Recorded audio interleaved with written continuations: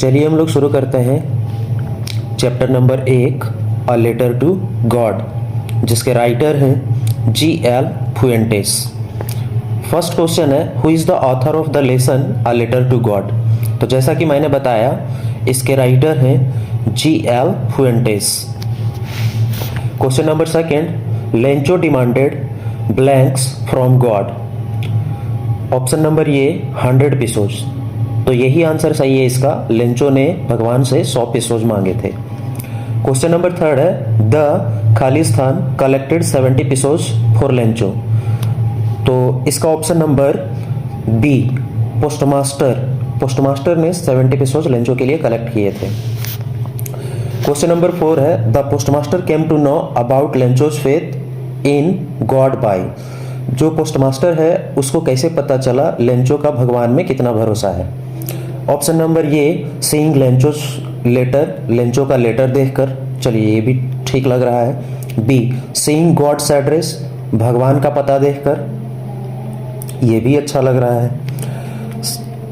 सी, opening Lencho's letter, Lencho का letter खोल करके। ये भी सही लग रहा है। Option number D, opening and reading Lencho's letter to God. ये बिल्कुल करेक्ट है, जो कि सभी आंसर ऑप्शन को करेक्ट करता है। लेंचो का लेटर खोल करके उसको पढ़ते हुए और भगवान के पास लिखा हुआ लेटर देख करके लेंचो के भगवान में भरोसे के बारे में पोस्टमास्टर को पता चलता है। क्वेश्चन नंबर 5 है, what the postmaster needed to help Lencho was. Lencho को की मदद करने के लिए पोस्टमास्टर को जिसकी ज़रूरत थी वो क्या थी। तो सबको पता है इसमें पीपल्स कोऑपरेशन, लोगों की सहायता की। पीपल्स गुडविल, लोगों के अच्छे कामनाओं की। सी, हिज एम्प्लॉयज हेल्प, उनके कर्मचारियों की मदद की।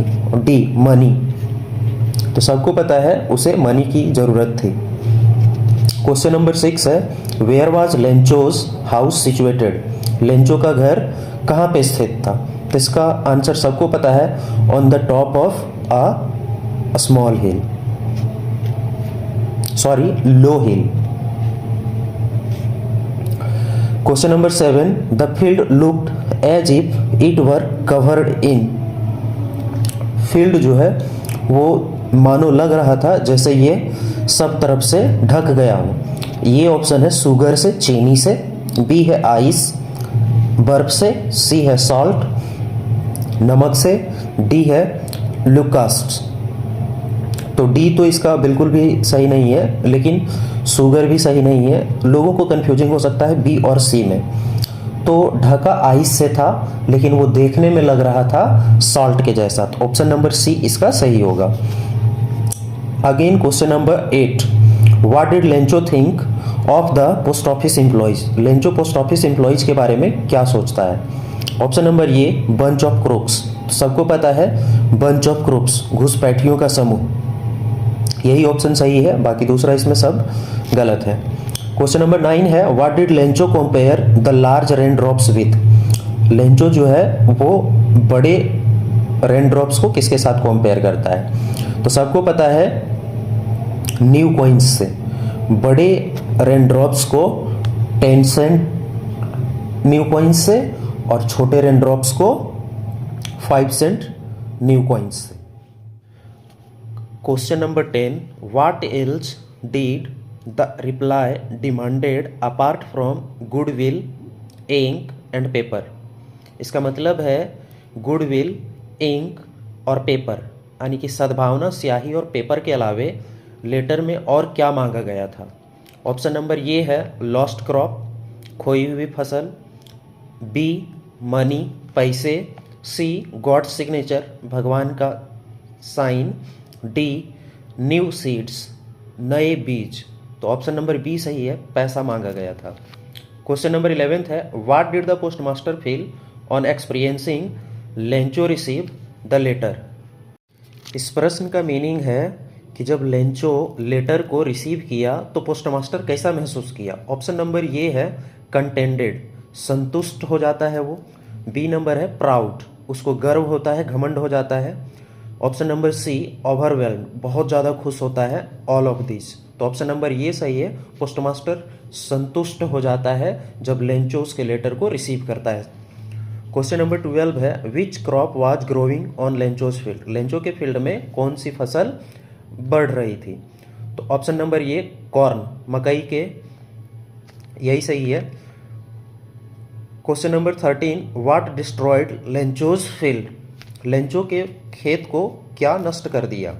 ऑप्शन नंबर ये हैवी रेनफॉल, मूसलाधार बारिश, बी हेल स्टॉर्म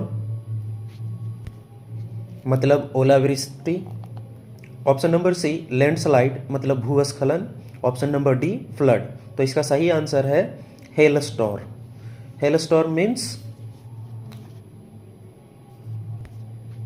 ओलावृष्टि। Question number 14, Lencho compared the quantum of damage with. Lencho जो है, जो उसका फसल नष्ट हुआ था, बर्बाद हुआ था, उसको किस चीज़ से तुलना करता है? तो ऑप्शन नंबर ये है अटैक्स बाय रैट्स, चूहों के आक्रमण से, बी अटैक बाय क्रॉस, कौओं के आक्रमण से, option number C plague of locusts, इसका मतलब है टिड्डों के आक्रमण से जो संक्रमित हो जाती है फसल, डी नन ऑफ दीज। तो इसका सही आंसर है सी प्लेग ऑफ लुकास्ट्स। क्वेश्चन नंबर 15 है, what was the only hope left in the hearts of Lencho's family. Lencho के फैमिली के हृदय में जो एकमात्र आशा थी वो क्या थी? ऑप्शन नंबर ये कंपनसेशन फ्रॉम गवर्नमेंट, सरकार से कंपनसेशन, हेल्प की, help from farmers association,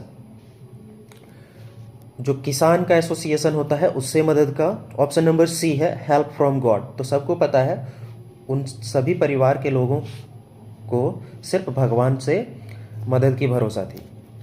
question number 16 है, how did Lencho decide to contact his last resort.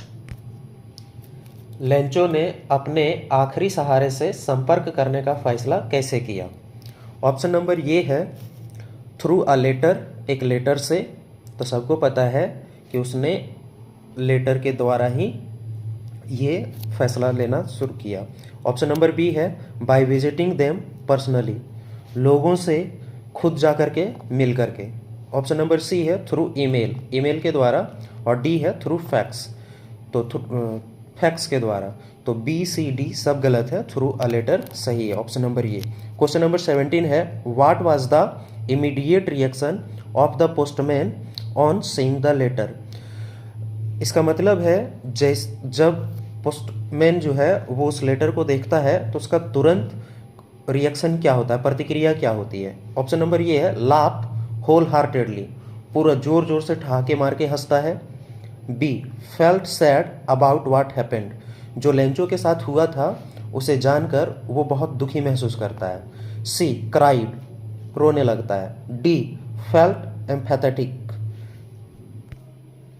निर्दयी भाव से उसे लेता है, निष्ठुर जिसको बोलते हैं एम्पैथेटिक का मतलब।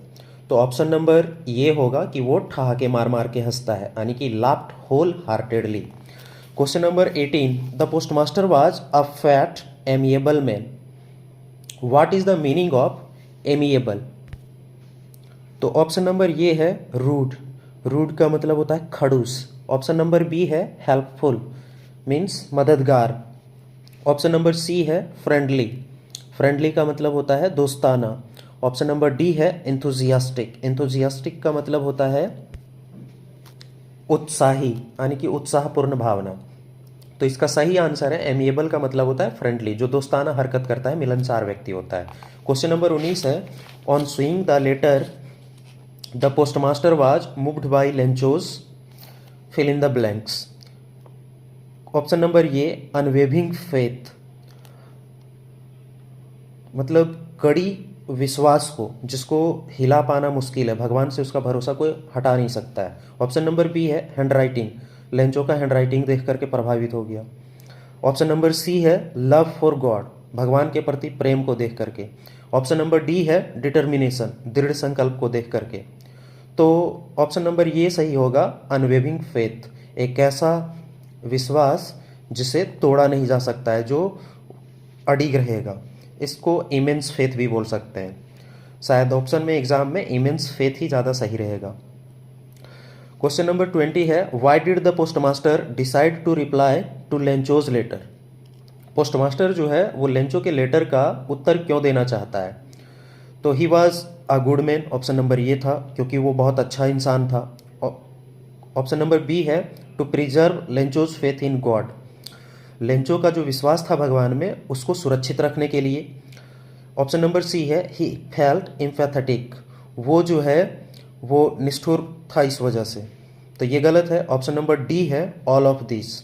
तो ऑप्शन नंबर बी सही है कि वो लेंचो का फेथ भगवान से नहीं तोड़ना चाहता था, लेंचो का भरोसा भगवान से नहीं तोड़ना चाहता था। हालांकि पोस्टमास्टर अच्छा इंसान भी था, लेकिन मेन जो रीज़न है यहाँ पे वो लेंचो का भरोसा नहीं तोड़ना चाहता था भगवान से। Question number 21, how much money was the postmaster able to arrange. तो पोस्टमास्टर कितना पैसा अरेंज कर पाया, उपलब्ध कर पाया लेंचो के लिए? तो इसका आंसर होगा 70 pesos. Question number 22, why was Lencho not surprised on seeing the money in the envelope. Lencho envelope के अंदर पैसे को देखकर आश्चर्यचकित क्यों नहीं हुआ? Option number A, he was too sad to acknowledge it, वह इतना दुखी था कि इसे स्वीकार नहीं कर पाया। Option number B, he had unwavering faith in God, उसको भगवान में बहुत अधिक भरोसा था, इमेंस फेथ था, जिसको भगवान से हटा पाना मुश्किल था। तो यही ऑप्शन सही होगा इसका। ऑप्शन नंबर सी है, he was an ungrateful man, वो एक ऐसा इंसान था जो उसकी मदद करता था, उसका वो वैल्यू नहीं करता था। Option number D, none of this. तो ऑप्शन नंबर बी सही है। Question number 23, how did Lencho feel when he counted the money. Lencho किस तरह से महसूस कर रहा था जब उसने पैसे गिने? Option number A, grateful. Option number B, joyful, बहुत खुश।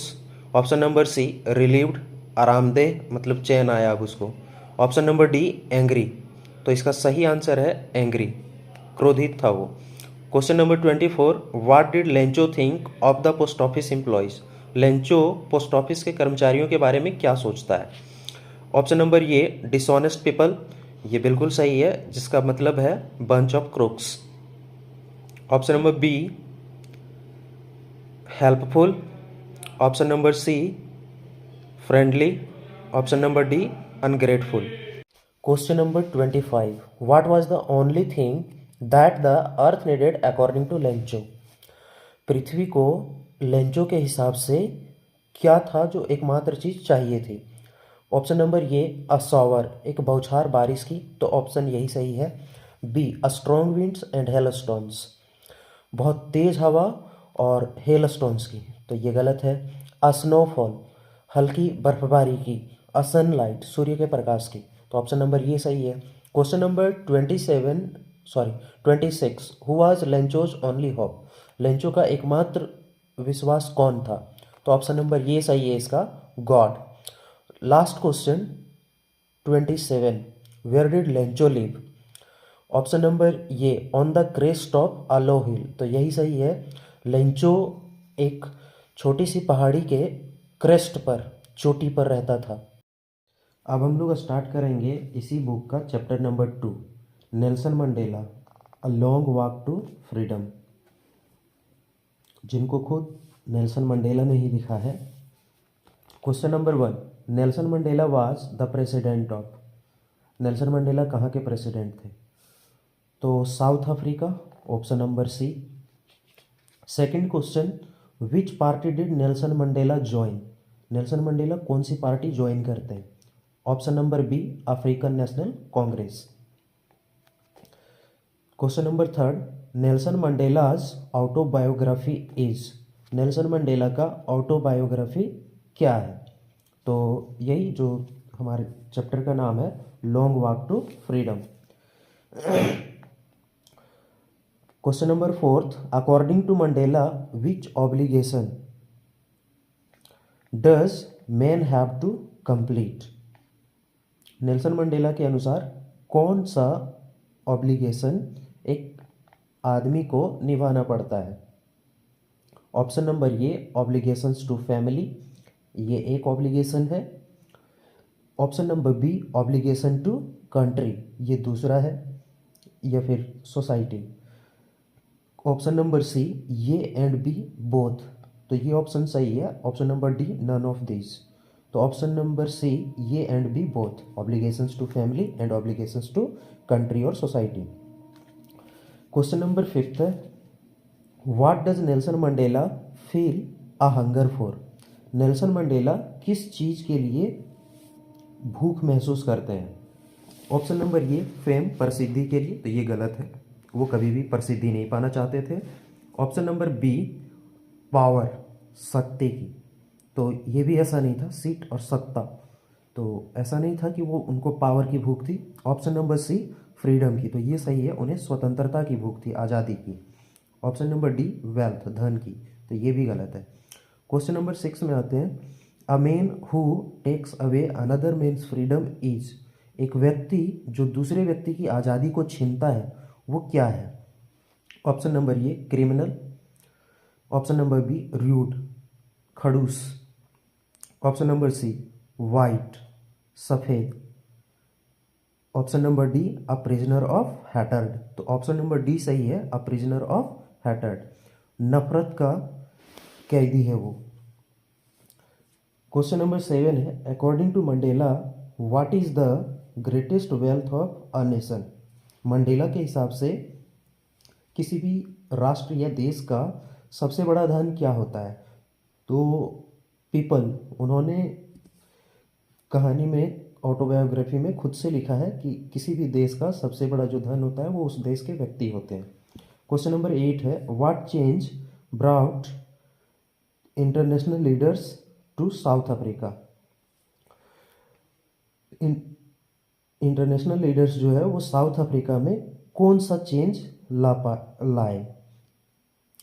ये फर्स्ट है ह्यूमैनिटी, मानवता का, बी एंड ऑफ अपार्थाइड, रंग भेद जो नस्ल भेद चल रहा था उसका अंत करा पाए। Option number C trade negotiations, लेन देन व्यापार का। ऑप्शन नंबर डी पीस, शांति का। तो वैसे तो ह्यूमैनिटी तभी है जब सभी चीज़ कहीं पे सही हो, तो ह्यूमैनिटी भी सही है एक हद तक, डी पीस, शांति भी सही है, लेकिन जो सबसे बड़ा चीज़ था कि नस्ल भेद जो खत्म हुआ था, end of apartheid, option number B सही होगा। क्वेश्चन नंबर 9 है, how many deputy presidents were elected. कितने डिप्यूटी कमिश्नर नियुक्त किए गए थे। तो इसका सही आंसर है 2। क्वेश्चन नंबर 10 है, what was it that the nation needed to be liberated from. ऐसा क्या था जिससे देश को आज़ादी मिलनी बहुत ज़रूरी थी। ये है पुअर्टी, गरीबी से, बी है जेंडर डिस्क्रिमिनेशन, लिंग भेदभाव से, यानी कि स्त्री और पुरुष में जो भेदभाव होता है। ऑप्शन नंबर सी है डिप्रिवेशन से, तो डिप्रिवेशन का मतलब है वंचित, वंचना से, किसी चीज़ से वंचित रह जाना। ऑप्शन नंबर डी है ऑल ऑफ दिस। तो साउथ अफ्रीका में उस टाइम पर ये सभी चीज़ों से आज़ादी ज़रूरी थी। ऑप्शन नंबर डी सही है, all of this.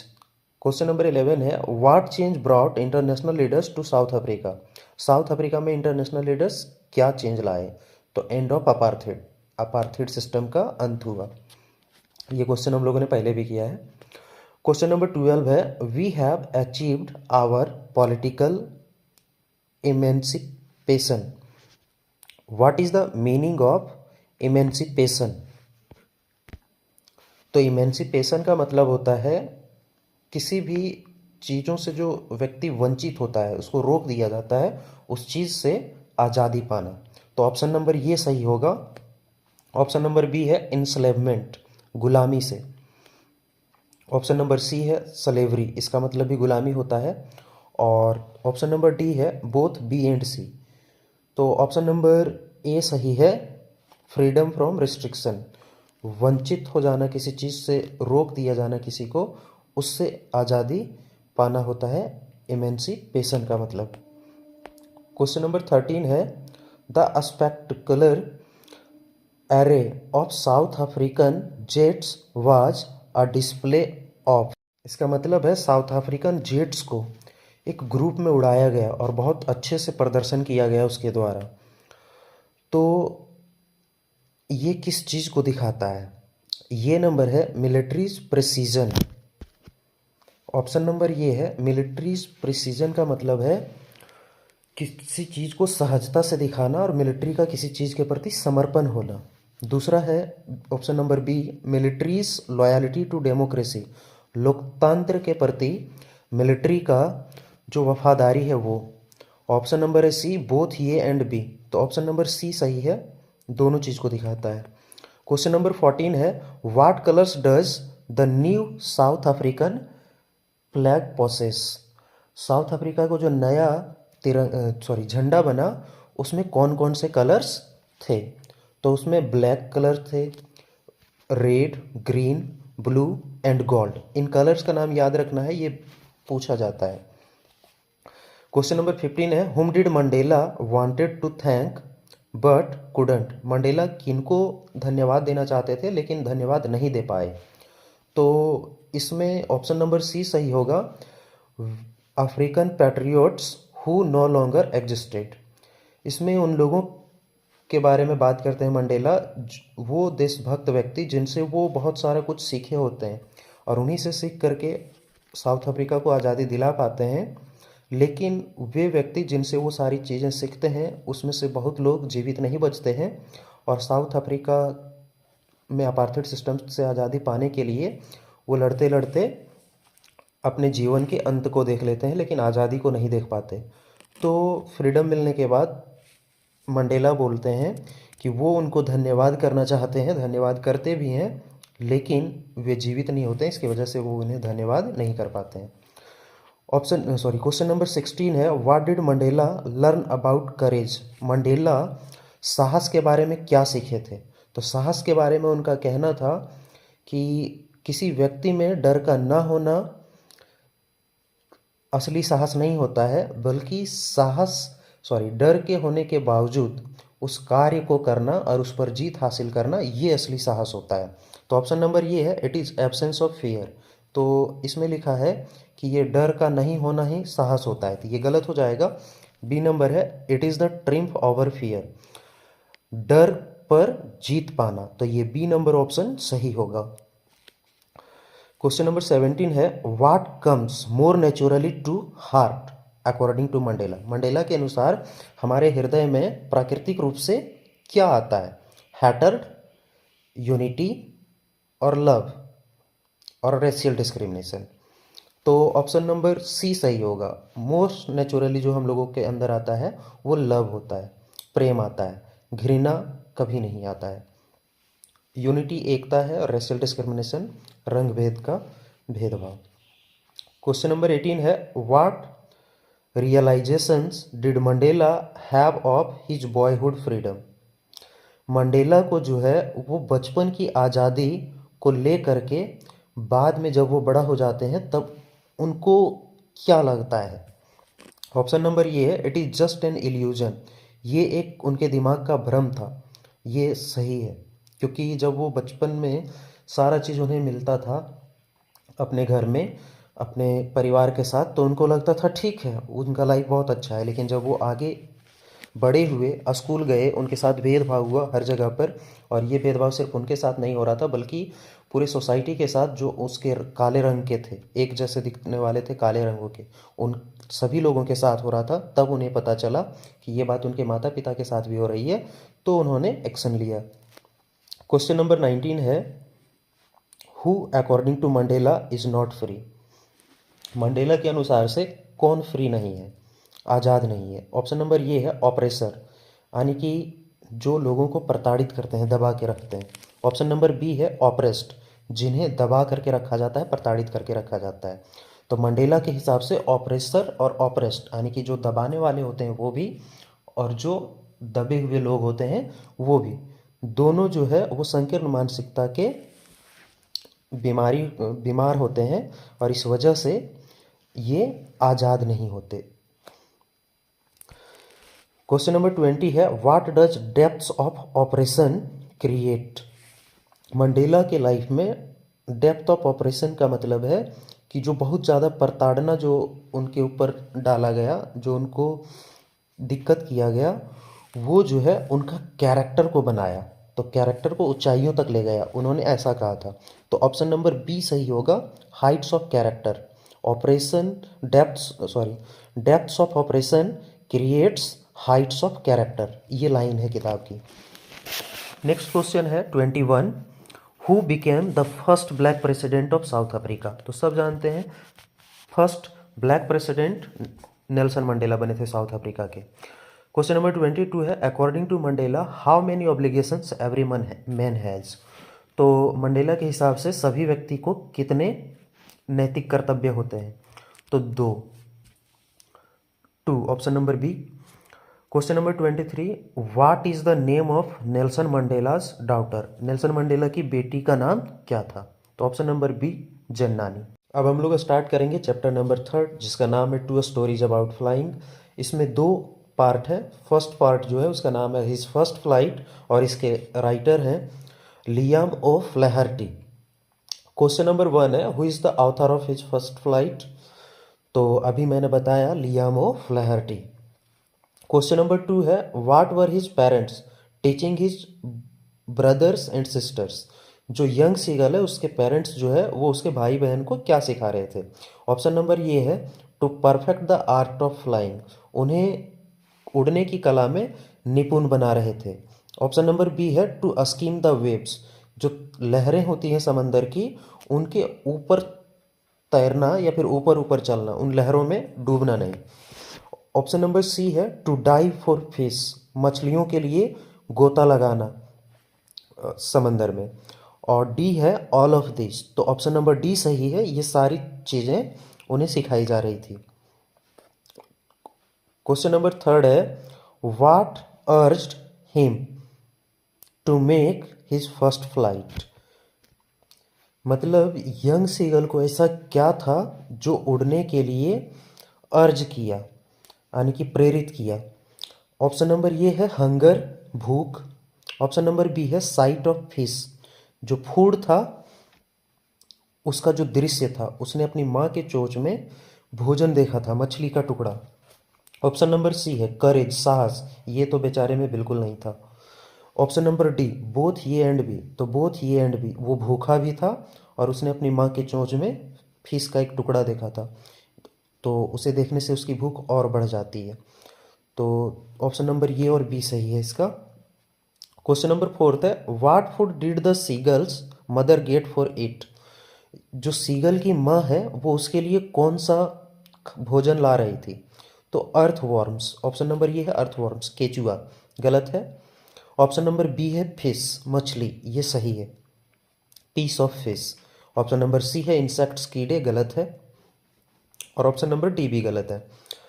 Question number 5 है, the lesson his first flight is about. जो फर्स्ट फ्लाइट लेसन है वो किसके बारे में है। ऑप्शन नंबर ये है, पायलट। ऑप्शन नंबर बी है, पैरोट, तोते के बारे में। ऑप्शन नंबर सी है, सीगल, तो सीगल के बारे में है। क्वेश्चन नंबर 6 है, why was the seagull exhausted. Exhaust मतलब होता है पूरी तरीके से थक जाना, सारी एनर्जी को समाप्त कर देना।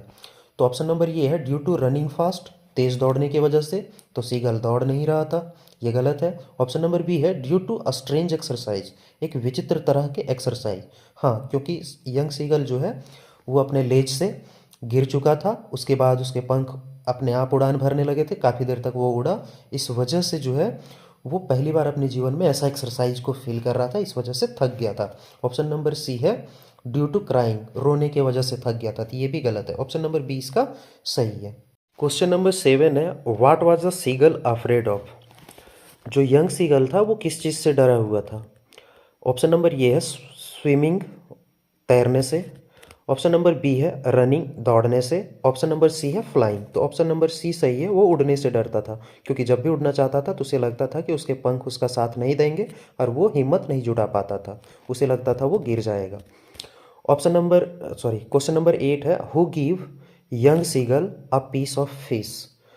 यंग सीगल को मछली का एक टुकड़ा कौन दिया। तो ऑप्शन नंबर ये है, मदर सीगल, तो यही सही होगा। ऑप्शन नंबर बी है ब्रदर सीगल, तो गलत है। ऑप्शन नंबर सी है फादर सीगल, तो ये भी गलत है। और डी है नन ऑफ दीज। वैसे उसे पीस ऑफ फिश कोई नहीं दिया था, लेकिन उसकी माँ उसको पीस ऑफ फिश का लालच दी थी उसके सामने ला करके, ताकि वो वहाँ से उड़ान भर सके, लेज से गिर सके। लेकिन वो अगर क्वेश्चन इस तरह का आए तो पीस ऑफ फिश उसकी माँ ने दी थी उसे। क्वेश्चन नंबर 9 है what was the young seagulls brother and sister doing around him. जो यंग सीगल के ब्रदर और सिस्टर थे वो उसके चारों तरफ क्या कर रहे थे। ये तब का घटना है जब यंग सीगल उड़ना स्टार्ट कर देता है। ऑप्शन नंबर ये है कार्वेटिंग। ऑप्शन इसका मतलब है उछल कूद करना खुशी से, करवेटिंग का मतलब। ऑप्शन नंबर बी है बैंकिंग। इसका मतलब है जब कोई भी चीज़ उड़ान भरता है तो अचानक से कट वगैरह जो पक्षी वगैरह लेते हैं सो। और सोरिंग का मतलब है काफ़ी ऊपर तक उड़ जाना, ऊंचाई तक चला जाना। तो खुशी से जब यंग सीगल उड़ता है तो उसके भाई बहन ये तीनों काम करते हैं। ऑल ऑफ दीज होगा। क्वेश्चन नंबर 10 है what did the seagull pretended. Pretend मतलब होता है दिखावा करना, किस चीज़ को दिखाने का प्रयास कर रहा था। तो जब वो भूखा था उस समय वो बहाना कर रहा था कि उसे चक्कर आ रहा है, इस टाइप का। ऑप्शन नंबर ये है रनिंग फास्ट, तो वो तेज दौड़ने का प्रयास कर रहा था, तो ये गलत है। ऑप्शन नंबर बी है फॉलिंग एजलीप, सोने का नाटक कर रहा था भूख के वजह से। ऑप्शन नंबर सी क्राइंग, रो रहा था, तो ये भी गलत है। और डी है नन ऑफ दिस, तो ऑप्शन नंबर बी सही है। फॉलिंग एजलीप मतलब भूख से सोने का नाटक कर रहा था वो। क्वेश्चन नंबर 11 है why was the young seagull afraid to fly. Young seagull उड़ने से क्यों भयभीत था। तो ये जो है वो लॉन्ग टाइप क्वेश्चन में भी काम आ सकता है, तो इसके लाइंस को याद रखिएगा। जो सही ऑप्शन है वो ऑप्शन नंबर ये है because he had short wings, क्योंकि उसके जो पंख थे वो बहुत छोटे थे, तो ये गलत है। ऑप्शन नंबर बी है because he thought that his wings would not support him, क्योंकि वो सोचता था कि उसके जो पंख हैं वो उसकी सहायता नहीं करेंगे, उसकी सपोर्ट नहीं करेंगे। तो ऑप्शन नंबर बी एक सही है। ऑप्शन नंबर सी है because he saw very he saw vast sea beneath him, क्योंकि वो लेज के नीचे जो है वो बहुत विशाल समंदर को देखा था जो बहुत दूर दूर तक फैला हुआ था। ये दो चीज़ उसको डरा देते थे। ऑप्शन नंबर बी और सी बिल्कुल सही है। ये दोनों को रट लेना बहुत ज़रूरी है, क्योंकि ऐसा क्वेश्चन 3 नंबर वाले में भी आता है। तो ऑप्शन नंबर डी सही होगा इसका, both B and C. Last question है इस चैप्टर का 12 नंबर why was the seagull afraid to fly. Seagull उड़ने से क्यों डरता था। तो ये सेम उसी तरह का क्वेश्चन है। ऑप्शन नंबर ये है there was vast ocean before him, उसके सामने बहुत ही लंबा चौड़ा ओशन था, गहरा ओशन था, इससे वो डरता था। Option number B his parents had already flown, उसके जो पेरेंट्स थे वो पहले ही उड़ चुके थे। ही वॉज वेरी वीक, वो बहुत कमज़ोर था। D it was his first flight, ये उसकी पहली उड़ान थी। तो ऑप्शन नंबर ये सही होगा। इसमें एक ही चीज़ दिया है, लेकिन इसके पहले वाला क्वेश्चन ये दोनों क्वेश्चन को अच्छे से कवर करता है। अब हम लोग इस चैप्टर के सेकेंड पार्ट में चलते हैं, जिसका नाम है द ब्लैक एरोप्लेन। इनको लिखे हैं फ्रेडरिक फॉर्सिथ। क्वेश्चन नंबर फर्स्ट है कि ब्लैक एरोप्लेन के ऑथर कौन है। तो फ्रेडरिक फॉर्सिथ, जो मैंने कहा। क्वेश्चन नंबर 2 है the pilot was flying from blanks to blanks. तो ऑप्शन देखते हैं इंग्लैंड टू फ्रांस, इंग्लैंड से फ्रांस। ऑप्शन नंबर बी है इंग्लैंड टू इंडिया, तो इंग्लैंड टू इंडिया बिल्कुल गलत है। ऑप्शन नंबर सी है फ्रांस टू इंग्लैंड, तो यही सही है, वो फ्रांस से इंग्लैंड के लिए फ्लाई कर रहे थे। क्वेश्चन नंबर 3 है which control station did the pilot contact on his way. Pilot जो है वो कौन से कंट्रोल स्टेशन में अपने रास्ते में जब वो जा रहे होते हैं तो कांटेक्ट करते हैं। ऑप्शन नंबर ये पेरिस, और यही सही है, पेरिस के कंट्रोल रूम में वो कांटेक्ट करते हैं। क्वेश्चन नंबर 4 है what instruments had stopped working during the storm. जब स्टॉर्म में फ्लाई कर जाते हैं पायलट एरोप्लेन के साथ, तो कौन कौन सा इंस्ट्रूमेंट काम करना बंद कर देता है। तो कंपास और रेडियो, ये दो इंस्ट्रूमेंट काम करना बंद कर देते हैं। तो ऑप्शन नंबर सी सही होगा, both of them, compass and radio. Question number 5 है, how far was the narrator from Paris when he saw dark clouds in the sky. Narrator जो है वो पेरिस से कितनी दूर थे जब उन्होंने ब्लैक क्लाउड्स को स्काई में देखा था, आसमान में देखा था। तो वो 150 किलोमीटर्स दूर थे पेरिस से। क्वेश्चन नंबर 6 है, which of the pilots instruments stopped working first. सबसे पहले कौन सा इंस्ट्रूमेंट काम करना बंद किया था जब वो उड़ान भरे थे। तो ऑप्शन नंबर ये सही है, कंपास पहले बंद हुआ, फिर रेडियो को चेक किया गया तो वो भी बंद था। क्वेश्चन नंबर 7 है, what was the name of the aeroplane that the pilot was flying. तो उस एरोप्लेन का नाम क्या था, तो old Dakota, option number C सही होगा। क्वेश्चन नंबर 8 है, the title black aeroplane is based on. जो टाइटल ब्लैक एरोप्लेन है, ये स्टोरी जो है वो किस चीज़ पर आधारित है। तो ऑप्शन नंबर ये सही होगा, the aeroplane that helped the pilot. एक ब्लैक एरोप्लेन है जो उस पायलट को हेल्प किया जब वो उड़ान भर रहे थे और ब्लैक स्टॉर्म में फंस चुके थे। क्वेश्चन नंबर 9 है, what risk did pilot take. तो पायलट ने कौन से रिस्क को लिया। तो इसका ऑप्शन नंबर सी है, flying his old Dakota straight into the storm. अपना जो ओल्ड डकोटा प्लेन था, एरोप्लेन था, उसको वो स्टॉर्म में ले जाने का निर्णय लेते हैं, उसमें वो उड़ान भरने का प्रयास करते हैं। क्वेश्चन नंबर 10 है, what was the pilot looking forward to. Pilot जो है वो आगे किस चीज़ को देख रहे थे। तो टू रीच हिज डेस्टिनेशन, वो अपने गंतव्य तक पहुंचना चाहते थे। टू मीट हिज फैमिली, वो अपने परिवार से मिलना चाहते थे। हिज हॉलीडे, अपने छुट्टी के दिन को याद कर रहे थे और वो अपने परिवार के साथ डिनर करना चाह रहे थे। तो ऑप्शन बोथ बी एंड सी, अपने परिवार से मिलना चाह रहे थे वो और छुट्टियां अपने परिवार के साथ बिताना चाह रहे थे वो। क्वेश्चन नंबर 11 है, Y didn't the pilot turn the aeroplane back towards Paris. जो पायलट है वो एरोप्लेन को पेरिस की तरफ वापस क्यों नहीं मोड़ पाए। तो ऑप्शन नंबर सी सही होगा, he did not want to miss the breakfast. वो अपने फैमिली के साथ ब्रेकफास्ट को लंदन में मिस नहीं करना चाहते थे। 12 नंबर क्वेश्चन है, the pilot was not able to blanks anything.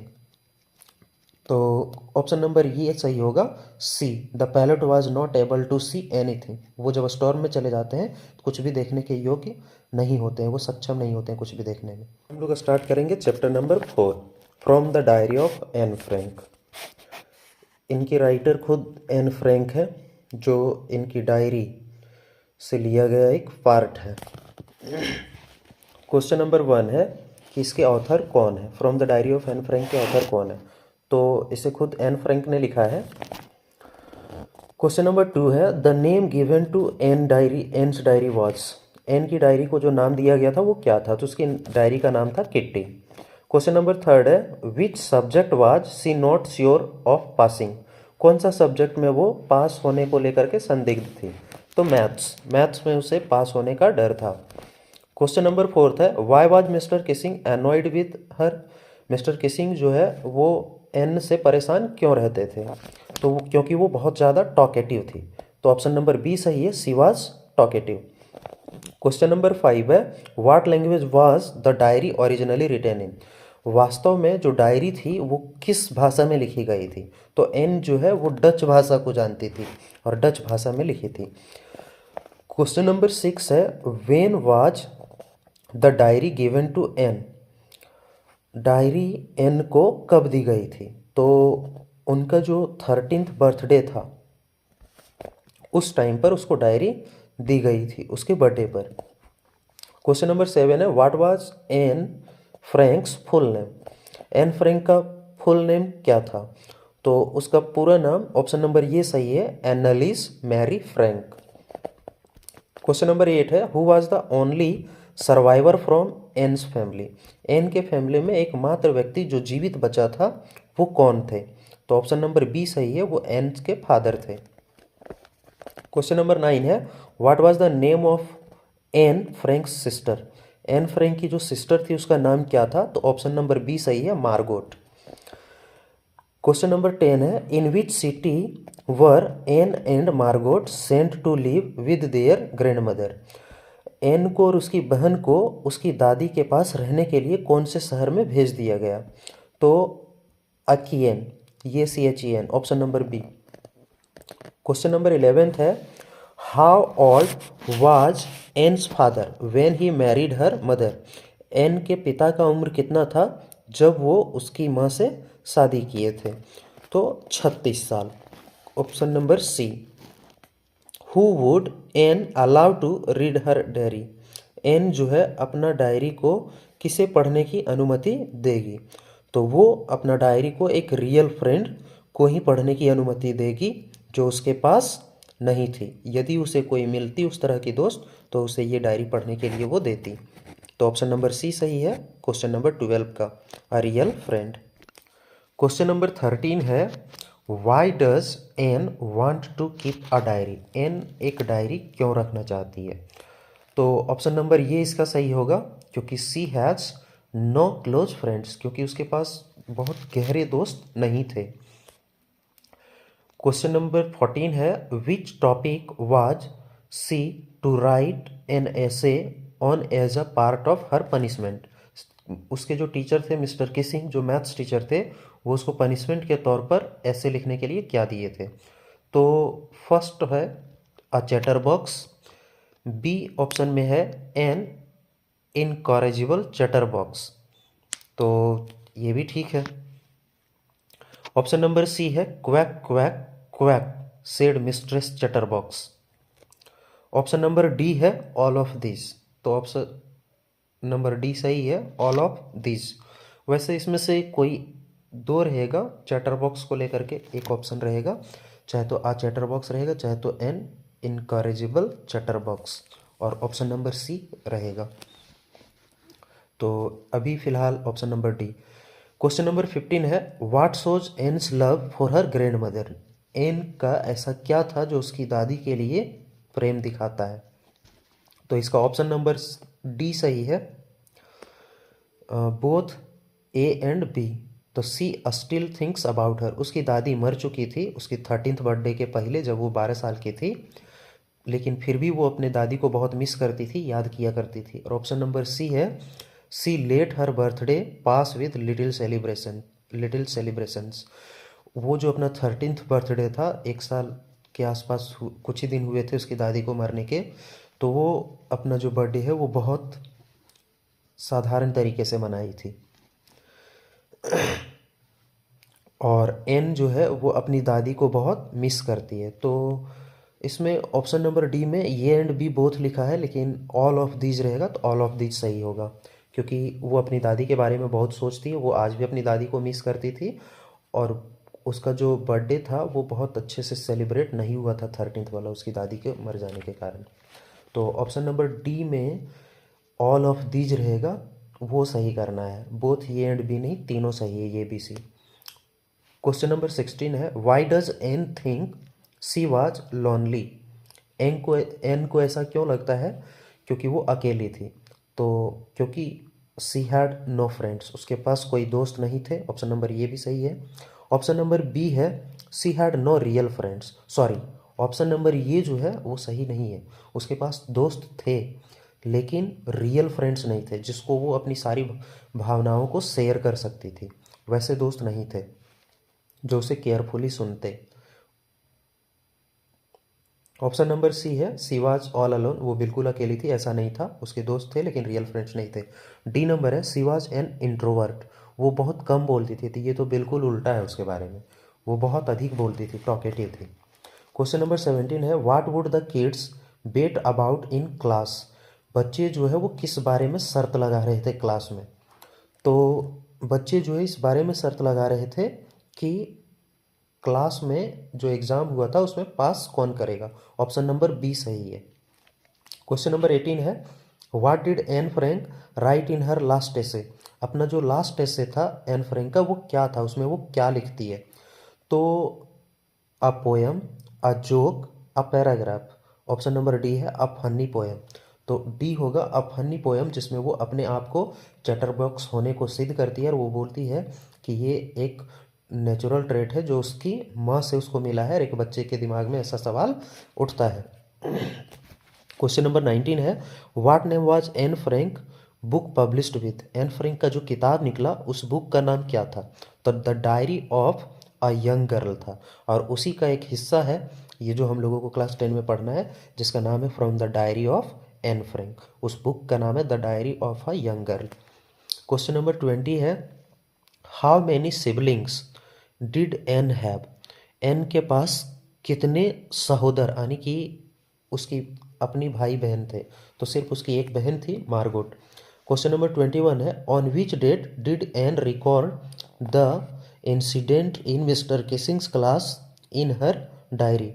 तो कौन से डेट को मिस्टर किसिंग्स के बारे में, वो मिस्टर किसिंग के साथ हुई घटना के बारे में कौन से डेट को लिखती है?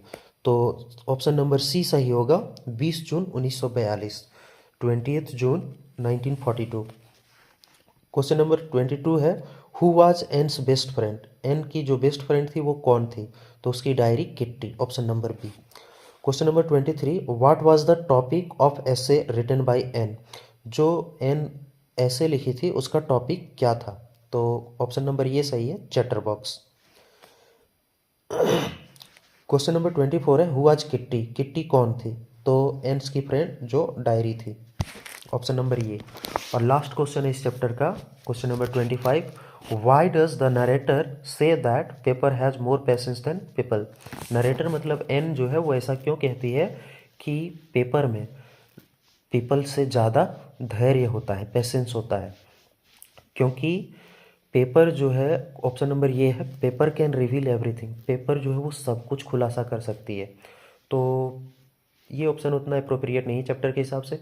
ऑप्शन नंबर बी है, paper can maintain secrecy. Paper जो है सिक्रेसी मेंटेन कर सकता है। ये बात काफ़ी हद तक सही है, जब तक किसी के हाथ ना लगे पेपर सिक्रेसी मेंटेन कर सकता है। ऑप्शन नंबर सी है, one can write anything at any length on paper. हाँ, एन लिखती है अपनी भावनाओं में कि कोई व्यक्ति जो है उसे कुछ बताओ तो वो बहुत जल्दी बोर हो जाता है, लेकिन किसी पेपर पर लिखते जाओ, जितना लंबा लिखना है लिखते जाओ, लेकिन वो कभी भी इससे बोर नहीं होता है, वो कभी मना नहीं करता है, और वो कभी साथ छोड़ करके नहीं जाता है। तो ऑप्शन नंबर सी सबसे अच्छा है इसमें से।